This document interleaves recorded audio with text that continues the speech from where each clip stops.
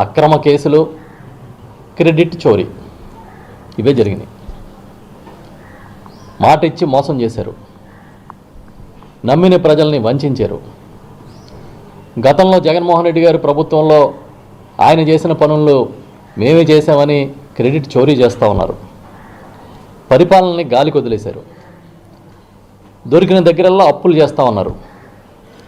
చివరికి ప్రజల్ని తెలిసి మోసం చేస్తున్నారు. ఇది ఈరోజు ఈ రాష్ట్రంలో జరుగుతున్నది. ఈ నూతన సంవత్సరంలో చంద్రబాబు నాయుడు గారు ఎక్కడున్నారని ప్రజలందరూ ఆసక్తిగా చూస్తూ ఉంటే మన విజనరీ గారు విదేశీ పర్యటనలో ఉన్నారని చెప్తున్నారు. చంద్రబాబు నాయుడు గారు, వారి కుమారుడు లోకేష్ గారు ఇద్దరూ వేరువేరు దేశాలకు వెళ్ళినట్టుగా వార్తలు వస్తూ ఉన్నాయి. ఎందుకు వెళ్ళారు అంటే ఎవరికీ తెలియదు. ఒక బాధ్యతాయుతమైన పదవిలో ఉండి ప్రజలకి పారదర్శకంగా వ్యవహరించాల్సిన బాధ్యత ఉండి కనీసం అధికారిక పర్యటనగా వెళ్తున్నామా లేదంటే అనధికారికంగా వెళ్తున్నామా, ఇన్ని రోజులు ఈ రాష్ట్రానికి అందుబాటులో ఉండట్లేదని చెప్పాలన్న ఆలోచన కూడా వాళ్ళకి ఎందుకు రాలేదో, ఎందుకు ఈ పర్యటనని అంత రహస్యంగా ఉంచారో ఎవరికి అర్థం కావట్లేదు. కొడుకు ఏ దేశం వెళ్ళాడో తెలియదు, తండ్రి ఏ దేశం వెళ్ళాడో తెలియదు. బయటికి లీకులు లండన్ వెళ్ళాడని చంద్రబాబు నాయుడు గారు చెప్తూ ఉన్నారు. కానీ వీళ్ళ చెప్తున్న దేశం కాదు, జపానో బాలియో ఇంకో చోటకో ఆయన వెళ్ళాడని బయట ప్రచారం జరుగుతూ ఉంది.